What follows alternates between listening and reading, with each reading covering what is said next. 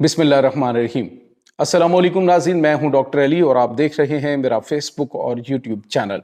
नाज़रीन, खबर पूरी दुनिया में आग की तरह फैल चुकी है और इस वक्त पूरी दुनिया के अंदर ख़ास तौर पे उम्मत मुसलमा के अंदर शदीद गम व गुस्सा भी है। और ईरान के supreme leader Ayatollah Syed Ali Khamenei जो हैं, उनकी शहादत के बाद इस वक्त सूरत हाल बड़ी ख़तरनाक रुख इख्तियार कर चुकी है। नाज़रीन, ईरान के सुप्रीम लीडर की शहादत के बाद इस वक्त सूरत हाल क्या है? इस वक्त वो कौन सा अहम तरीन गद्दार था जिनको उनके खुफिया ठिकाने की मालूमात हासिल थी, किस तरह से वहाँ पे चिप लगाई गई, कौन था जो उनकी शहादत के बाद उनकी तस्वीर और वीडियोज़ बना के अमरीका और इसराइल को सेंड कर रहा था। कुछ अहम तरीन तफसीलात नाज़रीन ये आपके साथ हम शेयर करेंगे। जबकि ईरान के ऊपर हमले के बाद अब जो है वो ख़तरनाक सूरत हाल पैदा हो चुकी है। पाकिस्तान के लिए इस वक्त नाज़रीन खतरे की घंटियाँ बज चुकी हैं। पाकिस्तानी जंगी तैयारे इस वक्त फ़िज़ाओं के अंदर बुलंद हो चुके हैं। पाकिस्तान के अंदर इस वक्त बड़े पैमाने पे मुज़ाहिरे शुरू हो चुके हैं और इसकी तमाम तरह डिटेल्स भी आपके साथ हम शेयर करेंगे। वीडियो की तफसील में जाने से पहले अगर आपने हमारे इस चैनल को सब्सक्राइब नहीं किया हुआ तो आपसे गुजारिश है काइंडली इसको सब्सक्राइब कर लें और बेल आइकन को ज़रूर दबा दें ताकि हमारी आने वाली वीडियो सबसे पहले आप तक पहुंच सकें। नाज़रीन, हम आपके शुक्रगुजार हैं जो आप हमारे वीलॉग्स को देखने के लिए वक्त निकालते हैं और कमेंट सेक्शन में अपनी मोहब्बतों का इजहार भी करते हैं। नाज़रीन, बिलाखिर एक ऐसी शख्सियत जो कि मिल्लत तशय्युअ के लिए बिलखसूस और पूरी उम्मत मुसलमान के लिए एक बड़ी अहम शख्सियत थी। ख़ास तौर पे ईरान के हवाले से आयतुल्लाह सैयद अली ख़ामनाई जो हैं उन्होंने जो अपना टेनोर मुकम्मल किया और बिलाखिर ईरान में उनको अमेरिका और इसराइल की जानिब से की जाने वाली बमबारी में शहीद कर दिया गया। नाज़रीन, इस वक्त बहुत बड़े बड़े सवालात जो हैं वो उनकी शहादत के बाद पैदा हो चुके हैं। सूरत हाल ये बनी है कि अमेरिका इस वक्त उसने कह दी कि हमने अपना टारगेट अचीव कर लिया है और अब जो है वहाँ पे कोई भी जानशीनी और ये चीज़ें जो हैं वो हम बर्दाश्त नहीं करेंगे और अब यूँ समझ लीजिए कि यहाँ पे हमारी अजारादारी कायम हो चुकी है। दूसरी तरफ ईरान की अवाम में शदीद गम व गुस्सा है। दो तरह की अवाम नाज़रीन इस वक्त ईरान में पाई जा रही है। एक जेनजी टाइप के लोग हैं जो कि ईरान के ऊपर अमेरिका के पहले हमले के बाद बड़े खुश दिखाई दे रहे थे, यहाँ तक कि सड़कों के ऊपर ये जो मदर पिदर आज़ाद कम्युनिटी है वो वहाँ पे नाचते गाते हुए दिखाई दिए कि ईरान के ऊपर अटैक हुआ है। जबकि दूसरी कम्युनिटी जो है बहुत बड़ी तादाद में वो ईरान के सुप्रीम लीडर की शहादत के बाद सड़कों पर निकल आई। नाज़रीन, याद रहे कि चंद दिन पहले जो अली सिस्तानी है, आगा सिस्तानी इराक से, उन्होंने एक मैसेज भेजा था। उन्होंने ईरान से कहा था कि अगर supreme leader Ayatollah Syed Ali Khamenei को कुछ होता है तो फिर उसके बाद अमेरिका के खिलाफ ऐलान जिहाद हम करेंगे और नजफ से जो ये पैगाम उन्होंने भेजा। इसके बाद नाज़रीन अब सूरत हाल ये है कि ईरान की जानिब से हमलों का, बहुत बड़े लेवल पे हमलों का ऐलान कर दिया गया। छठा जो है वो हमलों का ये फेज़ स्टार्ट करेगा ईरान और किसी वक्त भी ये अहम तरीन तनसीबात निशाना बन सकती हैं। दूसरी तरफ नाज़रीन आपको ये बताते चलें कि अमेरिका ने जो आयतुल्लाह सैयद अली ख़ामनाई को जो कत्ल किया, उन्होंने जो हमला किया, तो उसमें मुमकिन तौर पे बंकर बस्टर बॉम्ब्स जो हैं उनका इस्तेमाल किया गया।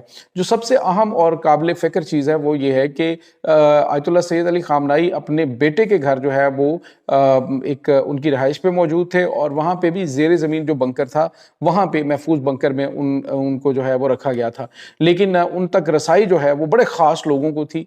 अब सवाल ये पैदा होता है कि कौन गद्दार था उन ख़ास लोगों के अंदर जिसने आयतुल्लाह सैयद अली ख़ामनाई की जो पिन पॉइंट लोकेशन है वो न सिर्फ दुश्मन को भेजी बल्कि वहाँ पे ऐसी चिप लगाई जो कि GPS सिस्टम या इस तरह का सिस्टम था जिसके ज़रिए जो गाइडेड बॉम्ब्स हैं उनको रहनुमाई मिली और उन्होंने जाके वहाँ पे उनको शहीद कर दिया।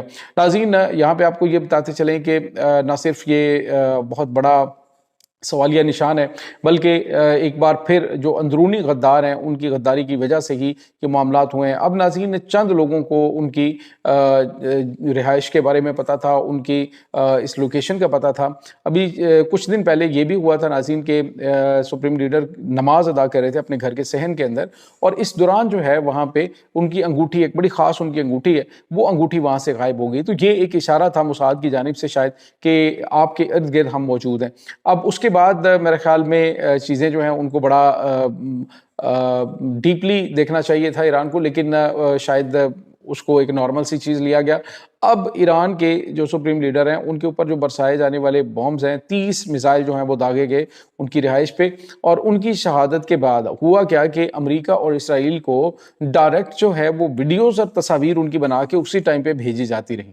تو کون تھا جس کی یعنی ایران کی جو قیادت ہے وہ بھی کہہ رہی تھی کہ ہم ابھی کوئی کنفرمیشن نہیں کر سکتے، ہمیں انفارمیشن نہیں ہے، لیکن امریکہ اور ایران کو کنفرمیشن ہو چکی تھی کہ آیت اللہ سید علی خامنہئی شہید ہو چکے ہیں، اور انہوں نے پہلے اعلان اس کا کر دیا تھا۔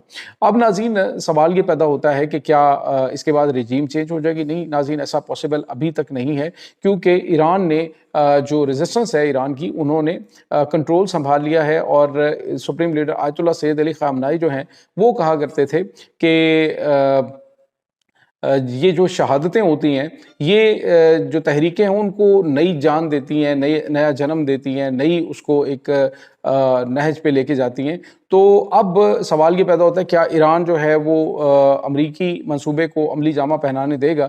ناظرین اس وقت صورتحال بڑی خوفناک ہے، اتنی آسانی سے امریکہ جو ہے وہ یہاں پہ قبضہ کرنے کے قابل نہیں ہے۔ دوسری طرف آپ کو یہ بتاتے چلیں کہ خطرات پاکستان کے لیے بڑھ چکے ہیں، کیونکہ DGISPR نے واضح طور پہ کہا تھا کہ ایران کے بعد اگلا نمبر جو ہے وہ پاکستان کا ہو سکتا ہے، اور پاکستان کے بارے میں انہوں نے کہا کہ کسی کو بھول نہیں ہونی چاہیے کہ پاکستان ایک ایٹمی طاقت ہے، اور ایک ایٹمی طاقت ہونے کے ناطے پاکستان کی اگر سلامتی کو خطرہ ہوا تو پاکستان جو ہے وہ تمام آپشنز کو استعمال کرے گا، اور پھر کسی کو کسی قسم کا کوئی جو ہے وہ رعایت نہیں دی جائے گی، اس سے پوری دنیا پھر متاثر ہوگی۔ DGISPR نے واضح طور پہ کہا تھا کہ اگر پاکستان کے لیے خطرات ہوئے تو پھر پاکستان جو ہے وہ اپنے دشمنوں کو وہاں تک نشانہ بنائے گا جہاں تک وہ سوچ بھی نہیں سکتے۔ تو ناظرین پاکستان کے ہمسائے میں اگر یوں سمجھ لیجئے کہ ایک ایسی حکومت آ جاتی ہے جو پاکستان مخالفت میں بڑے اقدامات اٹھاتی ہے، تو پھر پاکستان جو ہے وہ انتہائی قدم اٹھانے کے لیے مجبور ہو جائے گا۔ کل رات سے آنورڈ ناظرین پاکستان کے جنگی طیاروں کی پروازیں جو ہیں وہ نوٹ کی جا رہی ہیں، جبکہ پاکستان میں بڑے پیمانے پہ اس وقت مظاہرے شروع ہو چکے ہیں۔ کراچی میں امریکی قونصلیٹ کے اوپر اٹیک کیا گیا، جس کے بعد گولیاں بھی چلی ہیں، کچھ لوگ زخمی بھی ہوئے ہیں، اور دوسری طرف سکردو کے اندر پورے پاکستان کے اندر بڑے پیمانے پہ مظاہرے امریکہ کے خلاف کیے جا رہے ہیں، جن کو روکنے کے لیے جو سیکیورٹی ادارے ہیں وہ ہر ممکن کوشش کر رہے ہیں۔